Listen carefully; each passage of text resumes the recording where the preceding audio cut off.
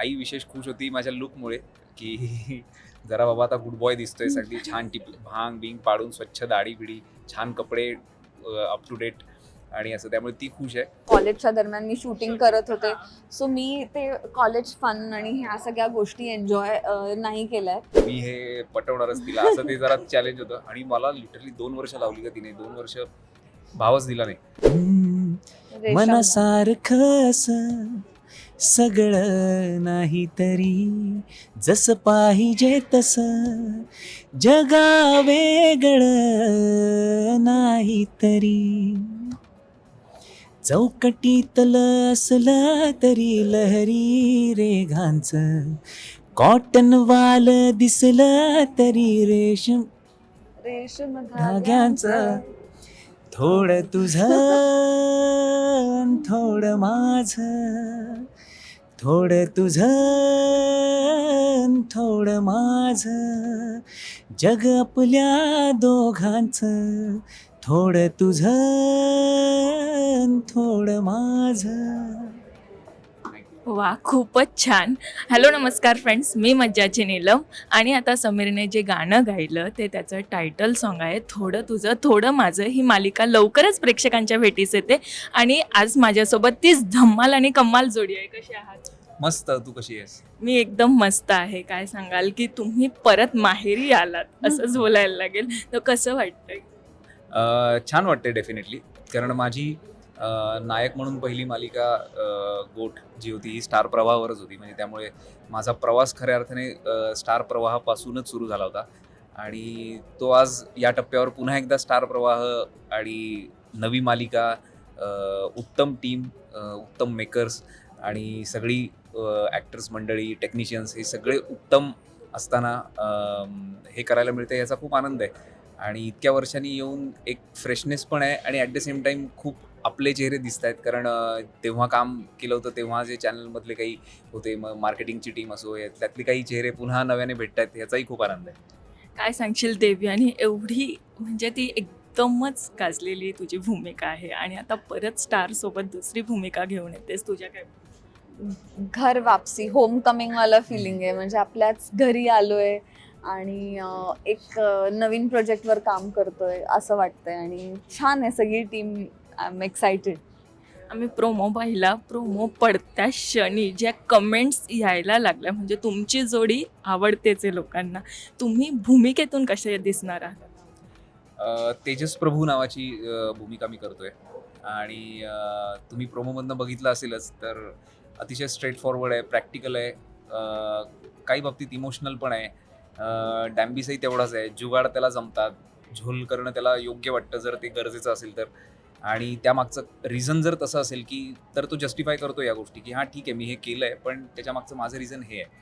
ते करताना मात्र त्याला कुठेतरी त्याची एक हळवी साईड जी आहे ती बाहेर येते, की ते करताना जर असं वाटलं की अरे हाच बिचारा आहे आणि ह्यालाच माझ्याकडनं मी आता नाईलाजानं का होईना मी लुटलंय, तर तो पुन्हा ते सावरण्यासाठी जातो, त्याच्यातनं तिसऱ्या प्रॉब्लेममध्ये पडतो, मग परत ते सगळं गोल गोल गोल गोल सुरू होतं. हा त्याचा एक विचित्र आणि गमतीशीर स्ट्रगल म्हणा किंवा प्रवास असा आहे या पात्राचा.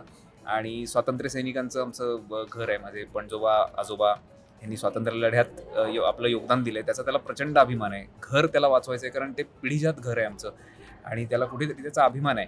पण समहाऊ काही गोष्टी तुम्ही प्रमोदनं दिसलं असेल तसं की त्याच्या भोवती बऱ्याच गोष्टी फिरत आहेत की ते घर वाचवायचं आहे आणि त्या घरावरती डोळा आमच्याच घरातल्या वहिनीचा आहे. त्यामुळे ती वहिनी आणि त्याची एक वेगळीच केमिस्ट्री आहे की जी काय म्हणतो ना आपण की टॉम अँड जेरी सारखं ते एक सतत सुरू आहे घरामध्ये. सो असं ते कॅरेक्टर आहे, गमतीशीर आहे. मानसी संपतराव सणस हिचं कॅरेक्टर प्ले करते मी आणि छान हुशार, सगळ्यांच्या सगळ्या गोष्टी ऐकणारी अशी मानसी आहे आणि तिच्या बाबांनी तिच्यासाठी अनेक स्वप्न पाहिली आहेत. सो तिचं असं स्वप्न आहे की तिला तिच्या बाबांची सगळी स्वप्न पूर्ण करायची आहेत.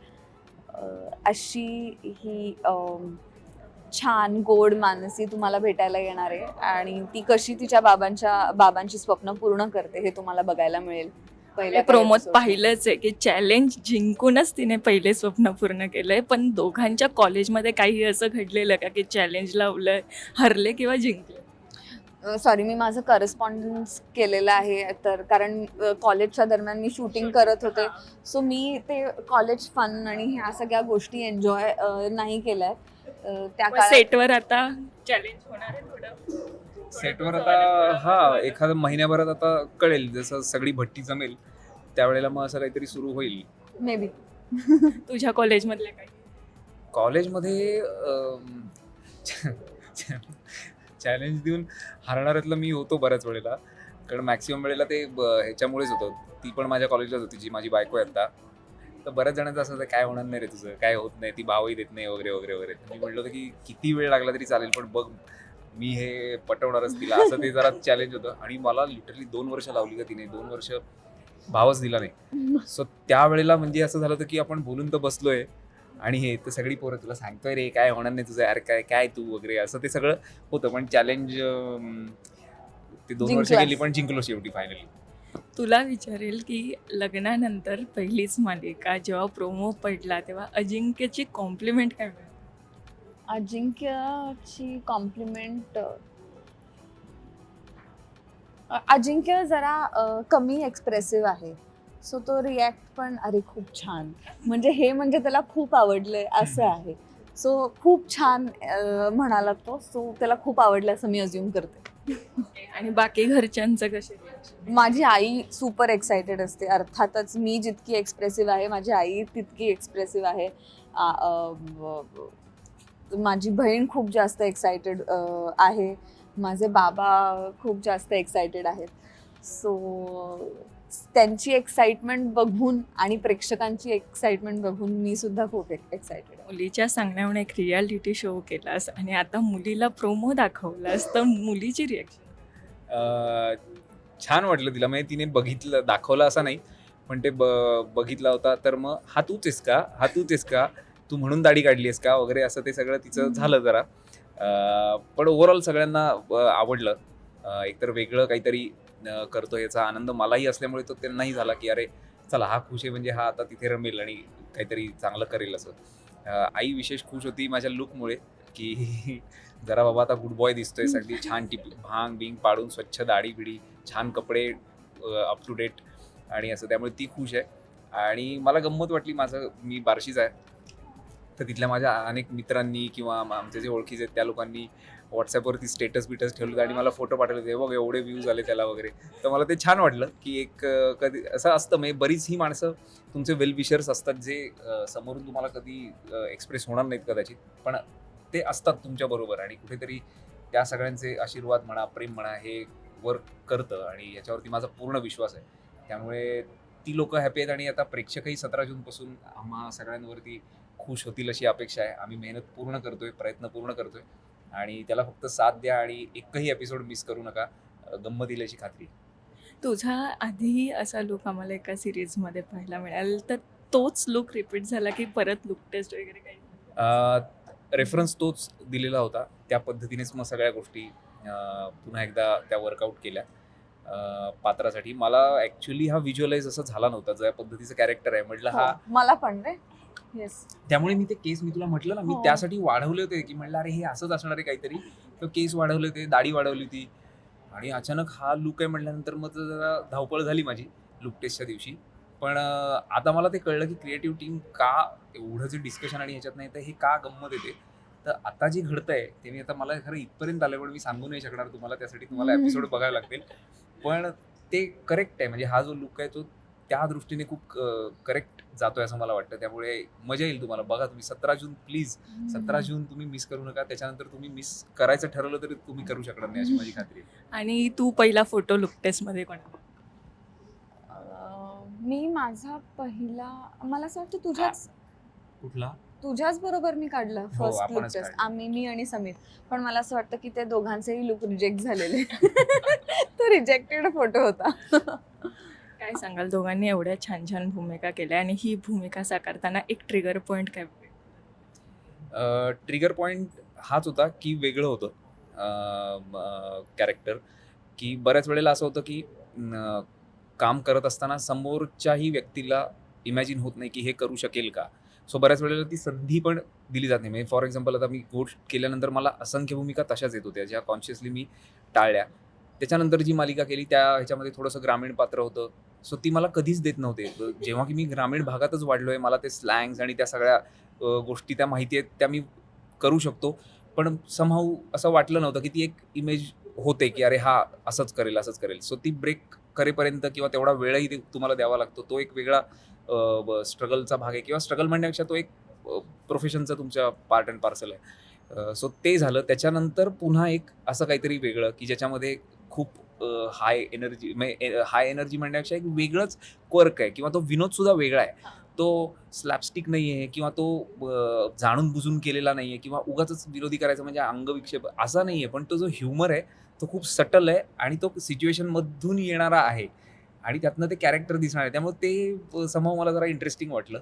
त्यामुळे त्या दृष्टीने मला जरा असं वाटलं, की हे छान आहे आणि चॅलेंजिंग आहे. डेफिनेटली ज्या आधी भूमिका केल्या त्याच्यापासून ही खरंच खूप वेगळी भूमिका आहे. मानसी संपतराव सणस. सो मी हे कॅरेक्टर प्ले करताना मला खूप क्रिएटिव्हली मजा येते आणि आय एम शुअर ते बघताना तुम्हाला सुद्धा मजा येईल. सो 17 जूनपासून प्लीज बघा रात्री 9 वाजता.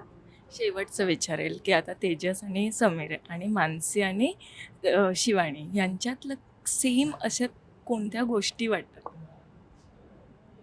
सिमिलॅरिटी असं खरं तर म्हणजे माहिती नाही म्हणजे सांगता नाही येणार खरं तर. कारण हां, स्वभावाचं म्हणशील तर एखाद्या गोष्टीच्या पाठी लागल्यानंतर किंवा ती करण्यासाठी कुठल्याही ह्याला जाणं किंवा काही कष्ट पडले तरी चालतील, लोकांच्या शिव्या पडल्या तरी पण ती करायचीच. हा एक स्वभाव थोडा माझा आहे माझ्यामध्ये इथे, की काही झालं तरी एकदा जर ठरवलं तर मग ते करायचंच. मग तिथे आपले तुकडे पडले तरी चालतील, असा तो एक झोन आहे. आणि मग ते करताना ज्या अडचणी येतात किंवा जे मग तुम्हाला टोमणे ऐकावे लागतात सगळ्या येतात, त्यानं जे तुम्ही असता ते कुठेतरी मग कॅरेक्टरला येतं. ते तसंच इकडेही आहे असं मला वाटतं. सेम मला असं वाटतं की एक कम्पिटिंग नेचर जो आहे तो माझ्यामध्ये पण आहे आणि मानसीमध्ये पण आहे. ह्याच्या व्यतिरिक्त हे दोन्ही कॅरेक्टर्स शिवानी आणि मानसी खूप वेगळे आहेत. तुमचा ऑन स्क्रीन बॉन्ड आम्ही बघतोय, ऑफ स्क्रीन बॉन्ड आता बनत चाललाय असं आम्हाला वाटतंय. तर आता प्रेक्षकांना जाता जाता थोडं तुझं थोडं माझ्याबद्दल काय? आम्हाला आत्ता काहीच सांगायचं नाहीये. आम्हाला अशी अपेक्षा आहे की तुम्ही आमची मालिका बघाल 17 जूनपासून रात्री 9 वाजता फक्त आपल्या स्टार प्रवाहावर. थँक्यू सो मच आणि खूप छान वाटलं तुमच्याशी Thank गप्पा you. ना. All the best. Thank you. Thank you. Marathi चित्रपटसृष्टीतील लेटेस्ट अपडेट्स आणि गॉसिपसाठी आमच्या चॅनेलला सबस्क्राईब करा आणि बेल ऐकन दाबायला विसरू नका.